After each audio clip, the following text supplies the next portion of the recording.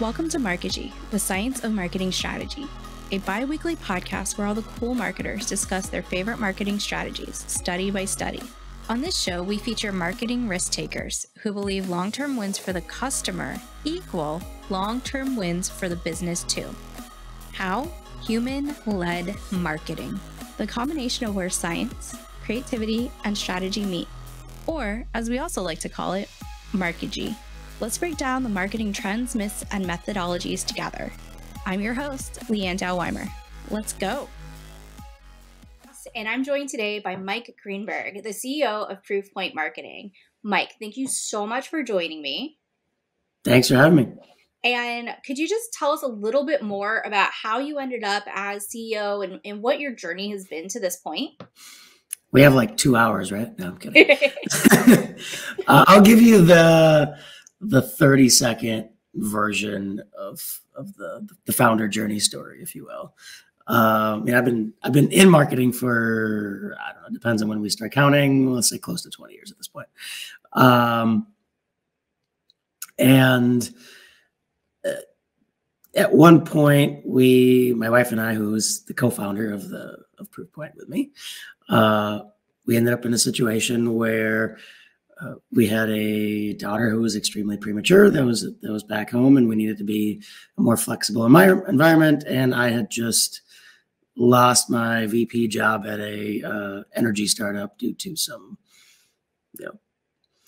weird finances, let's put it that way. And we started Proofpoint. So that's how Proofpoint came to be. I've done, just about anything under the sun when it comes to marketing, digital marketing, if that's still even a term these days. I started out with, paid search and SEO. That's kind of where I grew up. And then all sorts of paid media, content marketing, partner marketing, all sorts of stuff. So. Awesome. Yeah. I think at least I also picked marketing intentionally for the hopes of work-life balance and the ability to exist where you can plan ahead and you can be proactive instead of reactive. So, your guys' story really resonates with me too. So I just got to say that I have a lot of respect for you guys looking for a solution and creating one. Now, from what I know about you that you've put out there publicly, or you both, and what I've seen from your marketing materials for Proofpoint, is that impacts how, the framework you approach marketing with. And could you kind of expand on, if you were to just give a elevator amount of time to how your marketing lens, if you will, what is it, and what are the big takeaways about it? Yeah, I think the backstory definitely impacts it. I don't know that I wouldn't call it the driving force behind it per se, but I think it does. It's an input. To summarize it in as few details as possible, really it's about mindsets. And actually, somebody just asked me about sort of how do you differentiate what you guys do in ABM? Somebody commented on my LinkedIn post. I just responded to it, but I think the main difference is mindsets. It's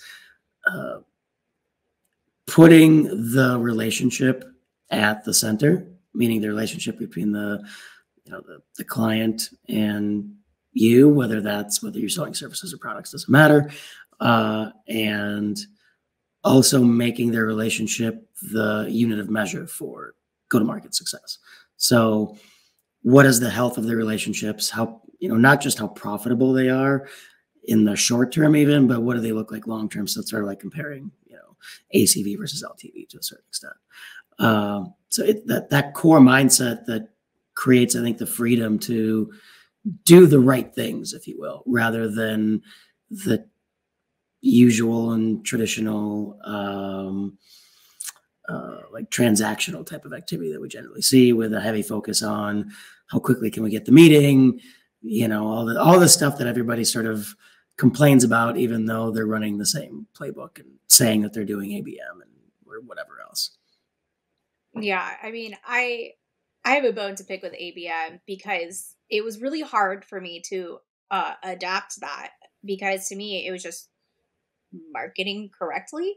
Like I understand that there's nuances and there's details and how it's executed that quantify and qualify whether or not it's ABM or just marketing.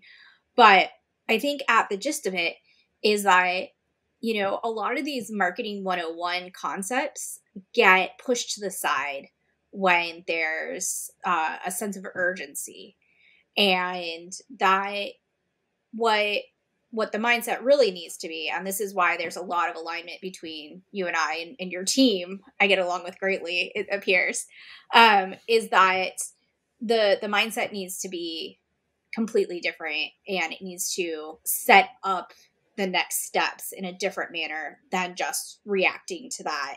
Oh my God, right now we've got to push revenue.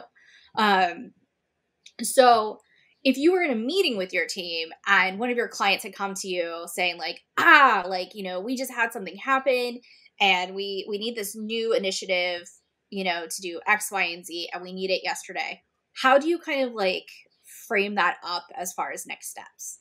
I mean, I think within any system, there should be flexibility to focus to do short-term and long-term. So I don't want it to sound like this is only the long-term play for 5 years from now, right? So right. I think the main thing still is you have to do the right thing to build the relationship. And there are more shorter-term things, and there are obviously longer-term things. It's like, most things you do from a branding, quote unquote, perspective are going to be more longer term, but they're, so in our case, for example, we'll do what we call relationship enablement. That's our shorter term revenue driving playbook, if you will. And that's about, okay, we already have great affinity to the brand. We already have, solid, let's say, top of funnel, if you will, for lack of a better term. What can we do to improve the speed at which we build these relationships? Now, how quickly can we start conversations? I'm not talking about how quickly can we get that first sales meeting scheduled, but how quickly can we get conversations with our best fit clients, right? And it's building a process and a system around the core framework principles that we have, which is how can we get the right people excited about what we're talking about? How can we get past their skepticisms they're inevitably going to have, and use that to start conversations, right? It's creating valuable content, et cetera. Again, there's obviously a ton of nuance there, which we can get into if you want, but so that's the tactical answer. I think even with that though, I do think that there's a conversation that we would have with the client around, okay, let's make sure we're talking about realistic expectations here, right? If you've done nothing, meaning if they're a brand new client, we've never worked with them before, we don't have a foundation in place yet, and you want to impact revenue 3 months from now, we're probably not going to be the right fit. Not because we couldn't do it, it's because the things that we would have to do would go against our core framework. We could we could for sure have to do something that would drive shorter term revenue, but it'll be at the expense of long-term success and long-term relationship building. And what we do is kind of in conjunction with, right? So, and obviously there's also questions we got to talk about, what's your sales cycle really like? And then on top of that, how long does it take before somebody enters into your sales cycle how long do you have to nurture them from a marketing perspective first? So if we find out that's 6 months and you want to impact revenue 3 months from now, it's well, that's an unrealistic expectation. There's no way this is going to happen. Nobody can solve that problem for you. This is not a marketing problem. You have a business issue. Yeah, absolutely. You effed up somewhere beforehand, and now you're trying to find the magic bullet and it doesn't exist. Right. And I mean, I can think of 5 causes of that off the top of my head. The lowest hanging fruit is just unrealistic projections from someone that's unfamiliar with marketing.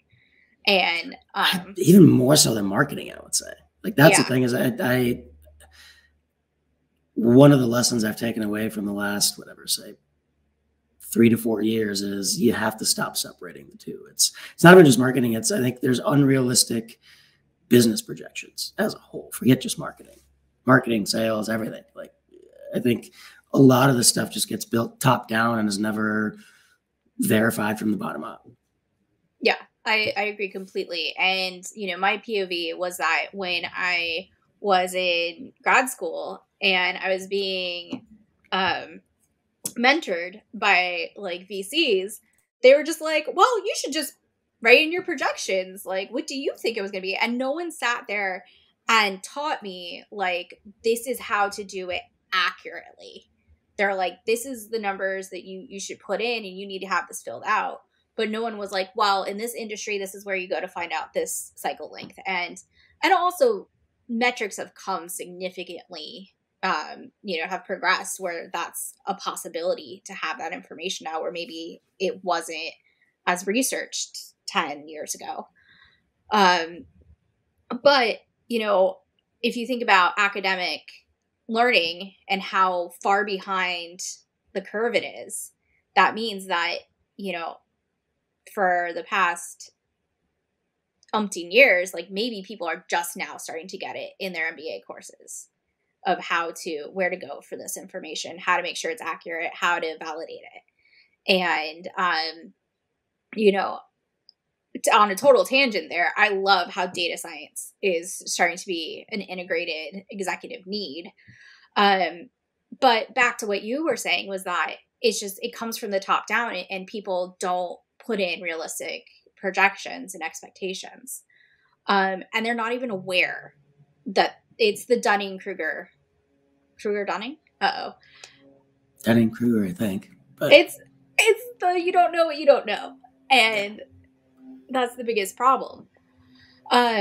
So in a sense of knowing who your people are and who they aren't, the strategies that you guys use at Proofpoint that you found to be the most successful for you and the way that you approach marketing, how, we've kind of already described them as relationship based.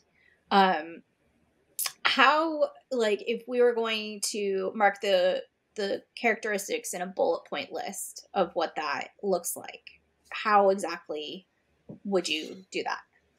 I think the best way I can address that is there are 3 core principles or concepts, I guess, that we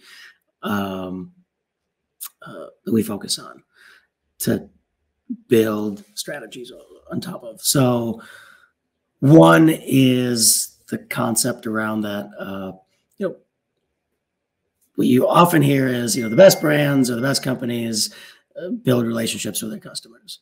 And our response to that is, well, yes, but not exactly.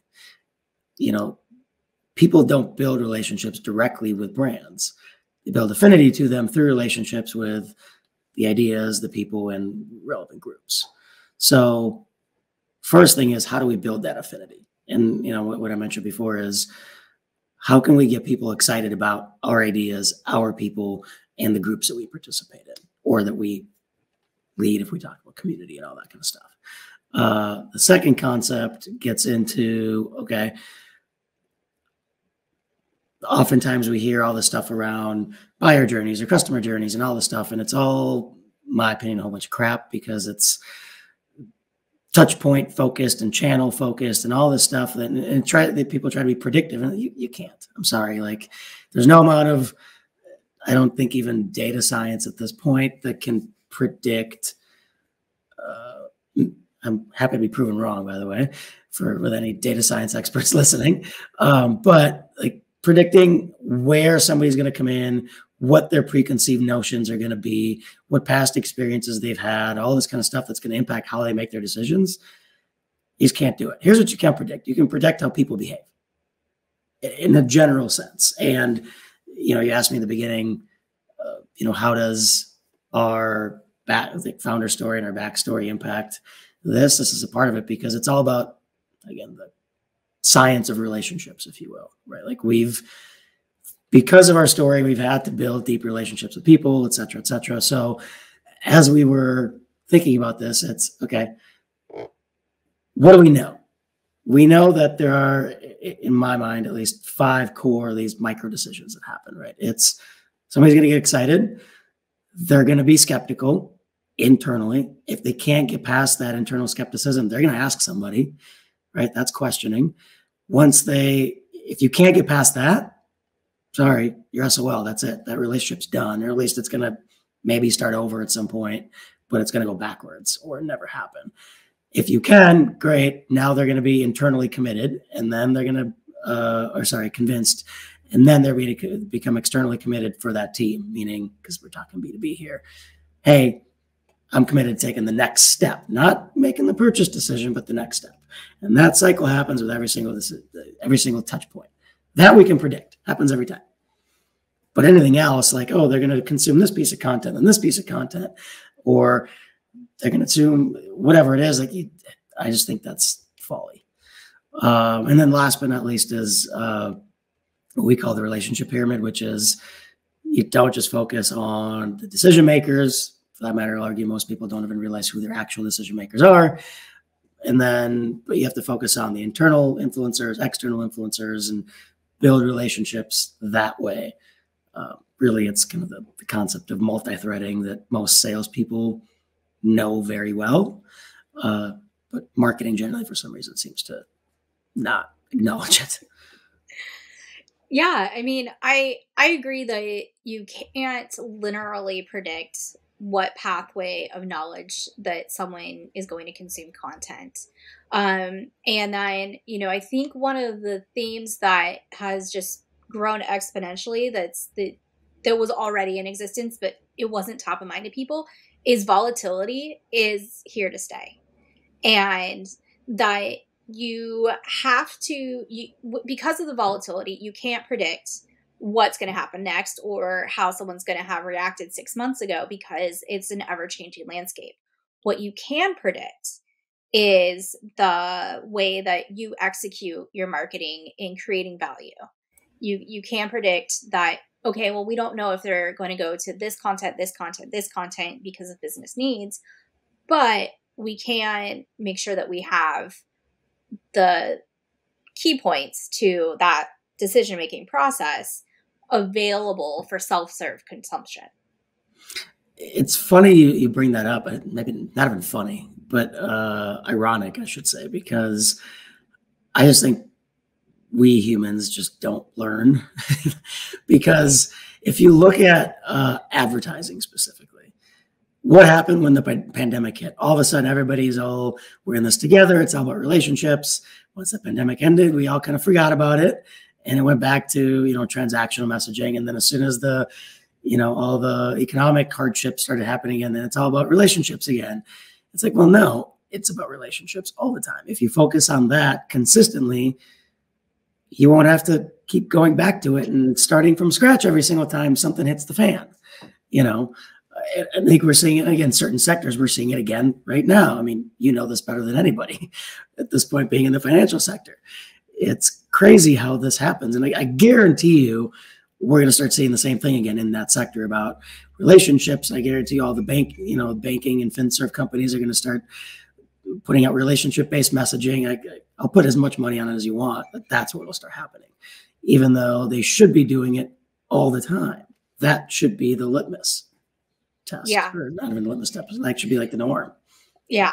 I agree wholeheartedly that people forget what works and they want to go to what's easy because, and I mean, I say this with love, is that people want to do as little as possible to get results. And relationships take work. They take time and effort and dedication. And that's what makes them so strong. And that's what creates that deeper affinity inside of the shallow surface level. Oh, I saw this brand, but it's interchangeable with this brand, which is interchangeable with this because they've commoditized themselves by just being transactional. And that's my soapbox that I will shout from the rooftops, just the same as my other soapbox, which is efficiency in your capital should have always been how you set up your business. Yep. Efficiency is how you turn into a unicorn. If you are just growth at all costs and spending money to spend money and increasing headcount for ego, the emperor has no clothes. You have to have sound business practices as your foundation. I'll get on that soapbox with you. I've talked about it a bunch in my content, which is this whole do more with less BS that's out there. It's like, well, you should always be trying to do more with less. That's the nature of business, right? Like that doesn't mean being cheap. That doesn't mean always cutting corners. What that means is, like you said, it's capital efficiency. How can I make, if I can make $3 with one versus $2 with one, why wouldn't I do that? Now, obviously, there's other things that come into it in terms of like, culture and other things that you need to try to quantify, which sometimes you can't. But again, those are all things that you can still take into account. Yeah. Yeah. When I was looking for my next role, I would be in interviews and people would be upset with me for not having managed a large enough paid spend. And the thing is that my strengths, why people like me, is because I'm over here on this organic side where we don't have to spend money to make revenue. Well, I mean, we do, but we do it in a different format. And I'm over here with the like scrappy earlier places where there's not as much capital to go around. And it's foolish to spend money on too much paid advertising when you don't have the foundation set up, like a digital presence or, some sort of credibility to support those things. I had someone ask me like, hey, why don't we do Pinterest?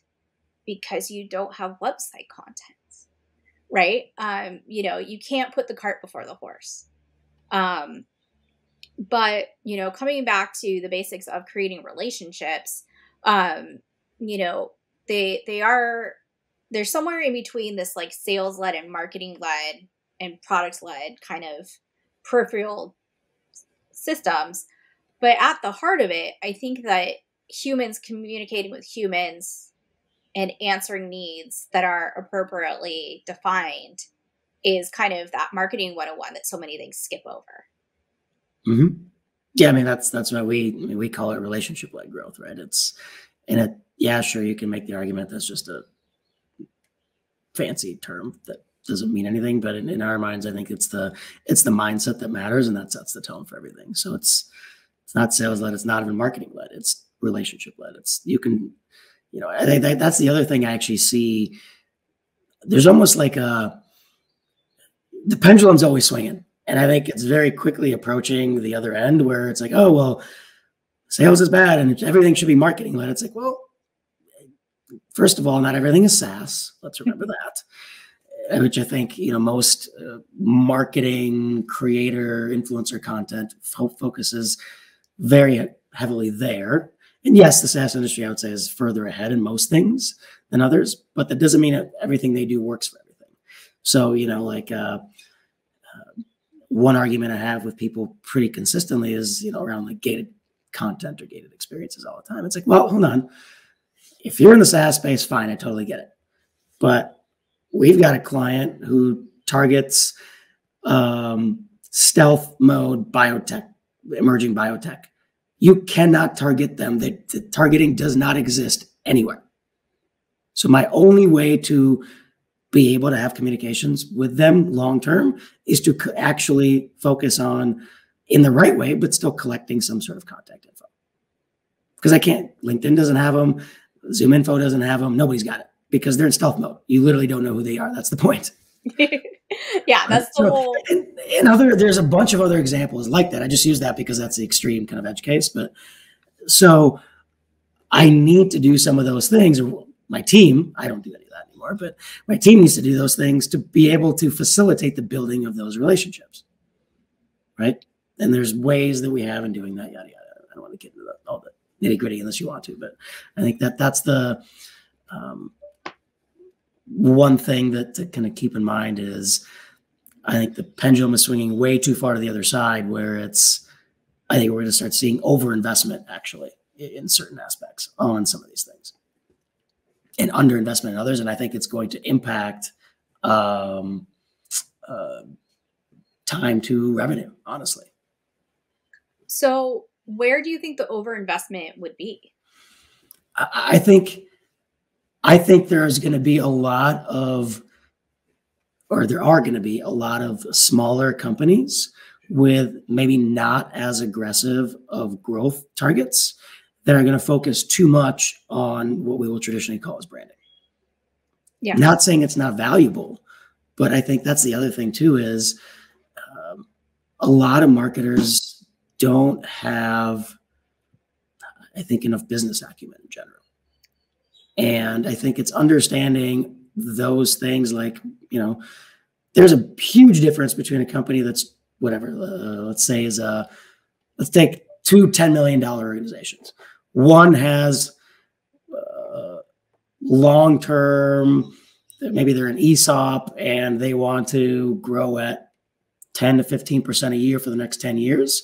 Another one wants to double or triple over the next 5 every single year.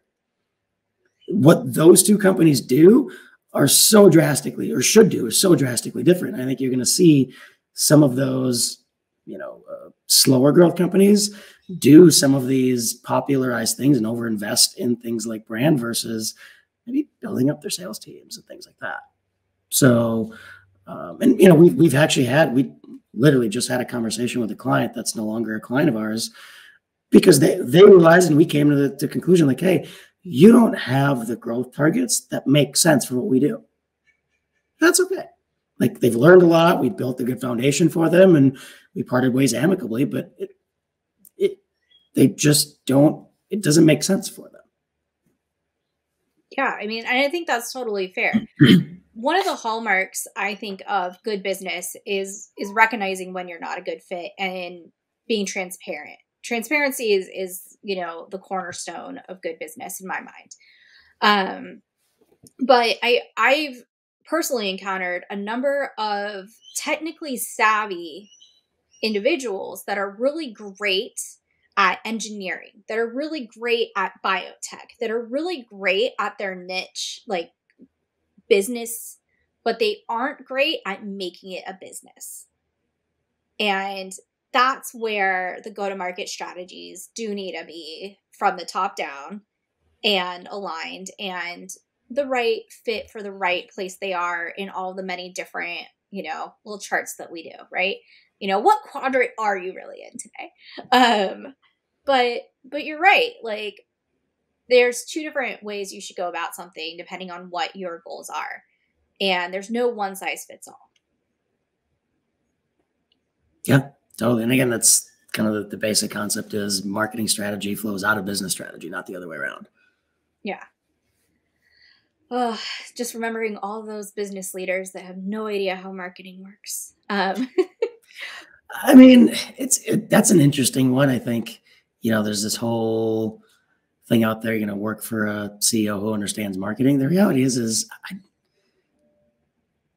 are there some CEOs that do? Sure. The vast majority of them come from finance, and I can't remember the percentage, but I think it's over 70% that come from a finance background, maybe sales. And I think expecting to work only for companies where the CEO gets marketing is silly. Could you do it? Yeah, probably, if you really, really wanted to, but there's a limited number of those positions, right? So I think at the end of the day, it's the marketer's job, especially like if you're the CMO, it is your job to help your CEO understand marketing and trust that you know it, and that you, better yet, show that you understand the business so that they trust your decisions on the marketing side. Yeah, that's what I was hoping you were going to say, because there's definitely that managing upward and that demonstrating value. And it does seem more realistic to find a leader that trusts you to be the expert than it does to expect a leader to be expert in all things. But the mindset, the open-mindedness, the understanding that, they don't know what they don't know, and the willingness to meet you with realistic needs and compromise are the skill sets and the soft skills that I think are the hallmarks of health within an organization. And I think the thing to remember is trust is earned. Yeah. You don't get it from day one. Now, this is where things like personal brands come into play. If you're talking about getting a new role, this is where internal marketing and communications comes into play. If you're in an existing role, this is where education and other types of content play. If you're a consultancy or an agency, right? You can get people to ideally trust you before you start working with them, at least to a certain extent. Yeah. People aren't going to look at your resume and just hand you the keys to the kingdom. No. And they should. Yeah, because a resume can say anything until you have proof.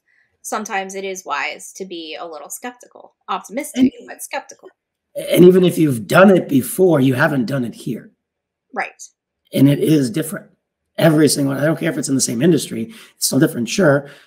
Are you going to be likely better prepared if you come from the same industry? Yeah, I think that's a valid statement.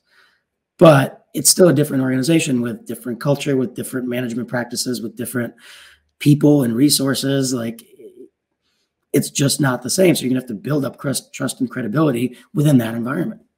Yeah, exactly. And if it was a cookie cutter business, how would you even differentiate yourself? All of a sudden, your competitive advantage is just diluted. But another thing that you mentioned there, oh, of course I'm going to lose it now. Oh, it was so good though. So you were mentioning about, the ways that once you're in an organization, the many facets that can be different. And there's something that I call the learning velocity. And I think learning velocity applies across different facets of our professional life. But one of the benefits to hiring someone with experience, even if it was in a different organization or it was in a different, set of variables, is that they're entering that velocity curve at a higher point instead of a lower one. Now, there can be just, fake knowledge, right? Sometimes it's harder to unlearn things than it is to learn it the first time. And so it's this really delicate balance in this learning velocity concept that I just have stuck on. That's my thing that I think of a lot, was how quickly can you gain the knowledge that you need, and how quickly can you iterate on that and grow it and then make decisions based on it. But it always comes back to the customer, right? You can't have learning if you aren't talking to individuals, whether it's internal or external customers. Yep, totally. So if we look at relationship marketing, when would it be like the wrong fit? Like, what are some things that you're like, no, you really need to be doing X, Y, and Z? Yeah, I mean, one of the main examples I always give is, I think the concepts play just about everywhere, or the mindset does. But if you can go the PLG route, go the PLG route. I think if you are in a more commodity business, also probably doesn't make that much sense. Now, sure, you can, I can make the argument that even in a commodity business, relationships matter. For that matter, maybe more than people think. But there's nothing you can do to get around the fact that it's a commodity business, right? I mean, example, I'll give like my wife's aunt and uncle run a freight forwarding business for whatever ages. Shipping and all that kind of stuff is a commodity business, and it's as all the stuff with the pandemic happened and whatever, they lost some customers, not because they had bad relationships, they had great relationships, but they were literally, what they were told is like, hey, look, I know we've had great relationships, but you just can't compete with this price. Sorry. Right. So I think in those types of situations, there's only so much you can do. On the flip side, I think where it's most important and fits best is with companies like ours, right? Or in pretty much any technical professional service, right? Whether that be engineering, whether that be technical consulting, whatever. It's where your people are the product, and the ACVs, like the contract values, are so ridiculously high that there is no, like, you can't do PLG as a service. Not really. No. Right. So that's where it fits best. And those are some examples where it's probably not the right fit, or maybe not the first thing that you should be looking at. Yeah. It doesn't mean relationships are not important. It just means that some of the execution that we're talking about probably isn't for you. Yeah, absolutely. And I think that the struggle with a lot of commodities is to try to get out of that zone where they're like, like we're a commodity. And I think that relationships play a huge part in trying to flip that switch or move away from one end of the spectrum on the continuum. But at the end of the day, people are going to make fiscal decisions, even if they have an irrational buying mindset. They're still going to be swayed by, hey, I've got to answer this line item. And that's why you should try to not be a line item. Thinking about like the future of marketing, there's a lot going on right now with like AI and ChatGPT. And, I think that this is going to be a hot topic for a long time coming. But where do you think the future of marketing is going versus where do you think it should go? I think in the short term, we're going to see the pendulum swing in the wrong direction. We're seeing it now. How many of us are insanely inundated with spam right now? More so than ever before in our lives. Probably everybody. Definitely anybody that's in a leadership position. So I think that's just going to increase in, I'd say, the near term. There's unfortunately there's no solution to that. That's just how it always works. Like, people are always looking for the quick fix and the, whatever. I do think long term, or at least medium term, I don't claim to be a expert futurist to know what's really going to happen, but based on what we're testing and things like that, I would say, I think in marketing and in general, where we're going to see this technology have the most impact is in process improvement and velocity in a number of these things. Velocity in the creative process, velocity in the research analytics process. So I think that's where it's really going, and I think that's where it should go. I don't see AI replacing even writing, to be honest. I think, at least not yet. Maybe at some point. I'm no AI expert. There's probably something out there that probably is going to allow AI to come up with original stuff. I think when that happens, then we're going to be having a very different conversation. I don't know if that's next year or 10 years from now or ever. I have no idea. But until then, I think, does it replace the average writer or even the average graphic designer? Yeah. I can go to, what you might call it. Why am I spacing on it now?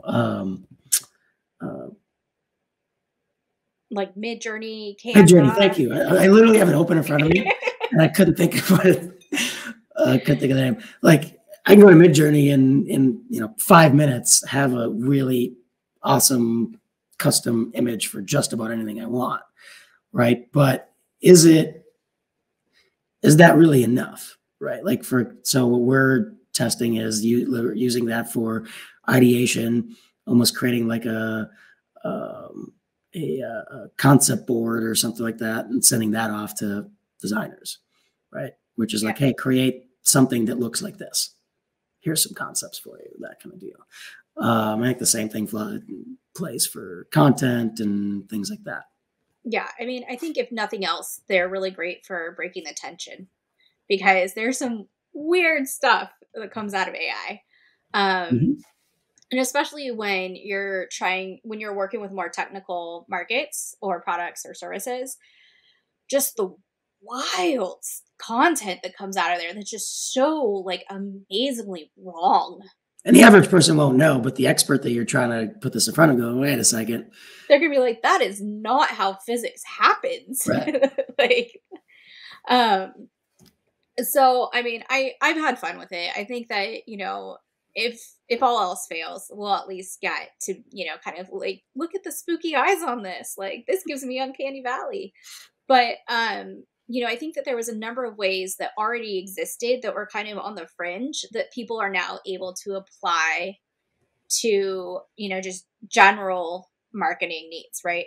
I brought this up on a previous episode or maybe it was just in the conversation after, was how people people mint NFTs by using automation to change the variables on each layer. And now you're going to be able to see, like, you were always going to be able to see this, but you're going to see that this become adopted more mainstream, and agencies and everyone else are going to be able to pump out creatives and test them faster by just using, a few lines of code.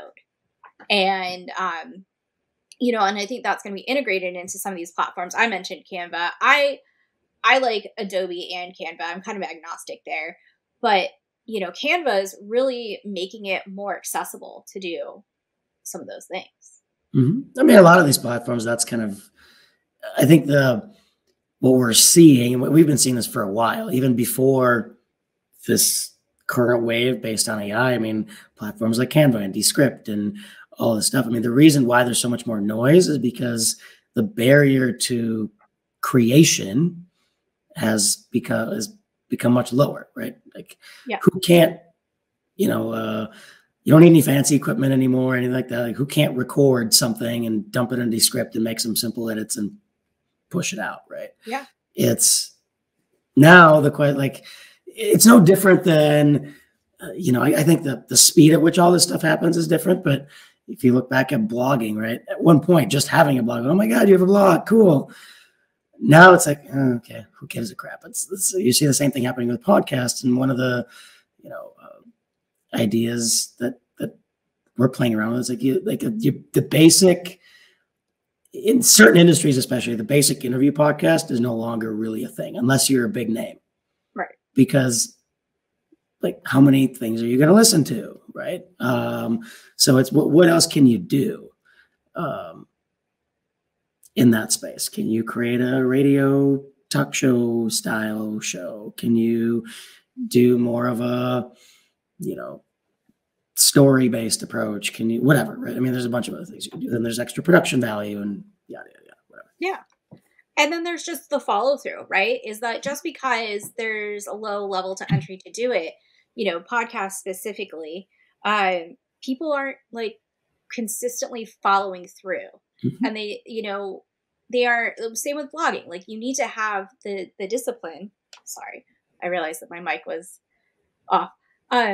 But you need to have the discipline to follow through on these actions and put it out consistently in a predictable manner.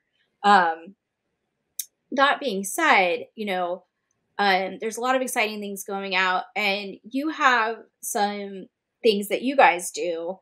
You were talking about the Master Marketer Show and Master Marketer Live.